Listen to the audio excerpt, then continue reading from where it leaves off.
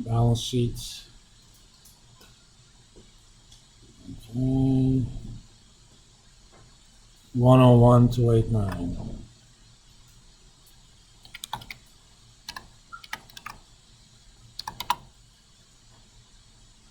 So I'm going to calculate market TAT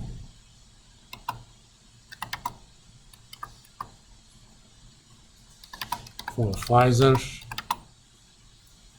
That's going to be, we're going to divide sales. What was their sales? 68,537 divided by market value of assets, which is market cap minus liabilities.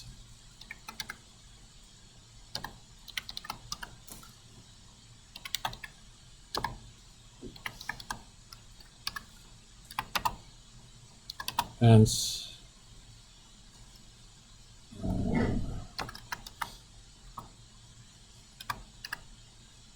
market CAR 1 over 1.2467.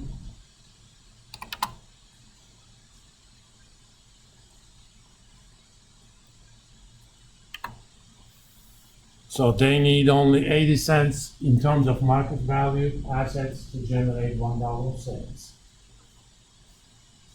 And this value is the value attached by the market to the assets. Technically speaking, market attaches a value to the equity, but you know, I'm sorry, I think I made a mistake here. I should have added these. Remember, assets are equal to market cap, equity plus liabilities. So this should have been a plus. That's gonna change the answer.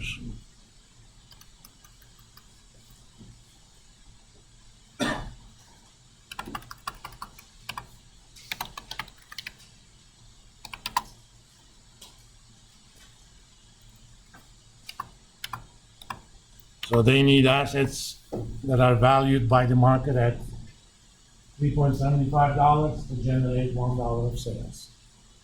Let's do the same thing for Eli Lilly.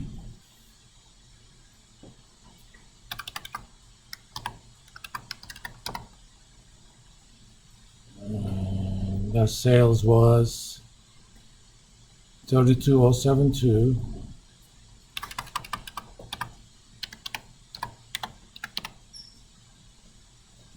These were, I'll enter market cap first. Not that it matters.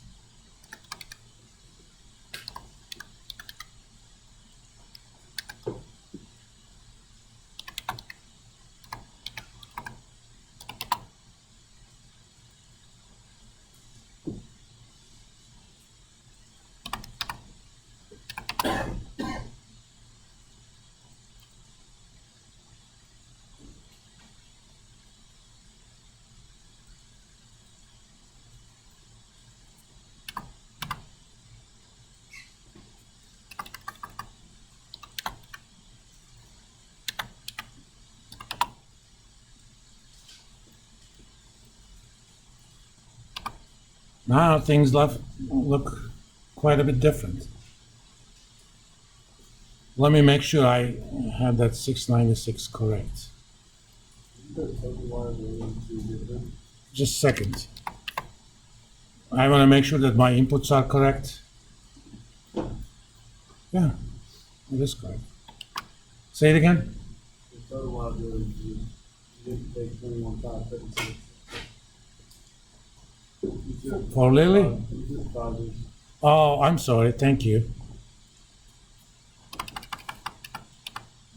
There's an old saying in computer programming, garbage in, garbage out. So if your inputs are garbage, your output is also garbage.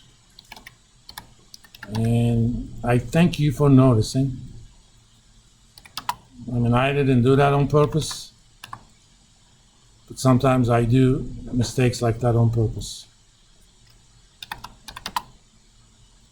It didn't matter too much, but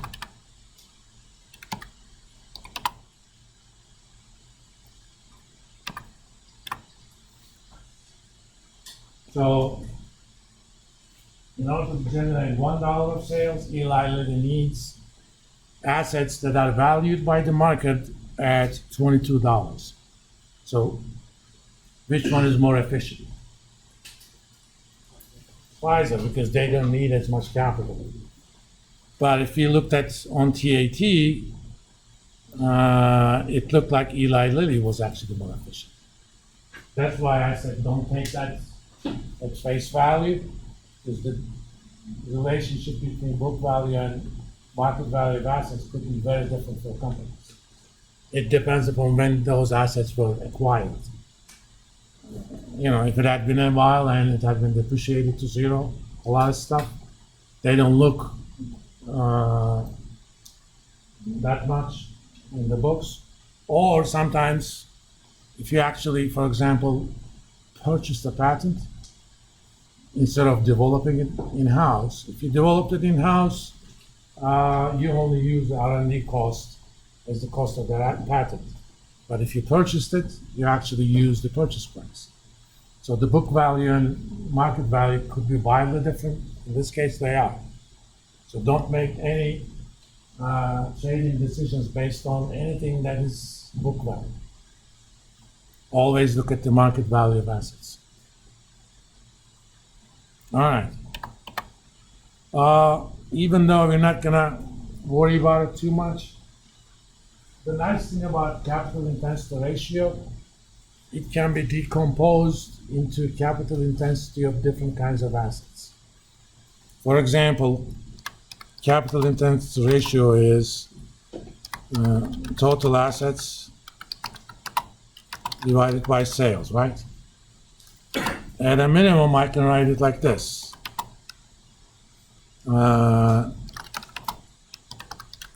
Cash-like divided by assets. Sales, I'm sorry.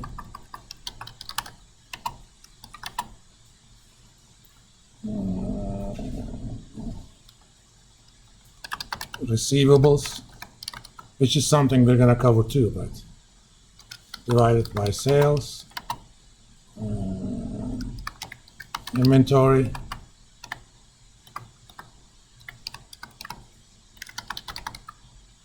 And I'm going to say other assets.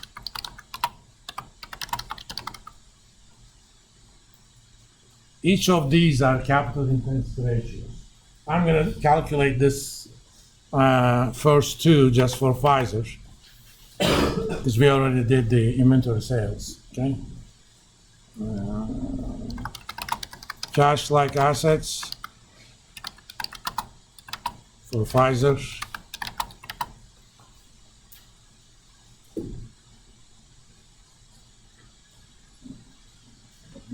Now, let's just do it Pfizer, because I am partial to that company because of the COVID vaccine they distribute. They do not make the Pfizer vaccine.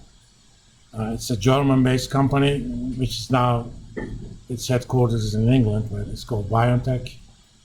And if you ever wanted to buy the stock of that, it's traded. It's not as high as what it used to be, but balance sheet. Come on.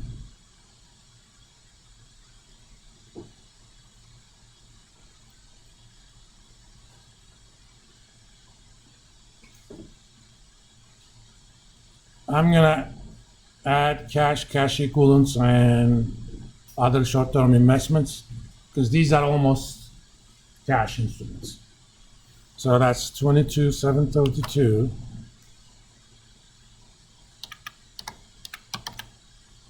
Hence,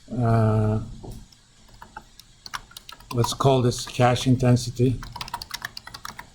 I don't know if anybody calls that, but I use these in my analyses.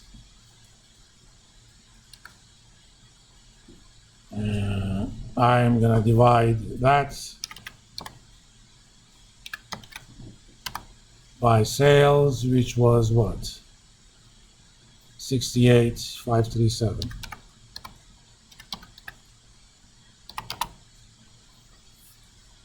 So in order to support $1 of sales, Pfizer uses 33 cents of cash type stuff.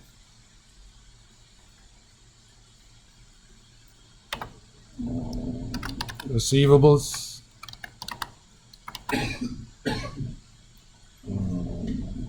For Pfizer. I'm going to also talk to you about receivables turnover, but for now, let's use this capital intensity ratio. 14,529.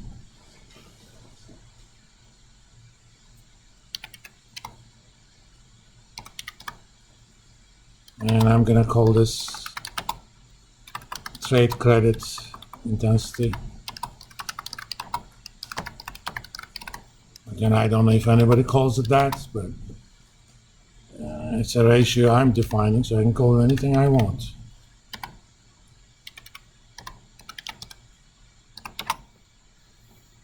That's $1.56, okay? So to support $1 of sales, no, I entered the sales number incorrectly.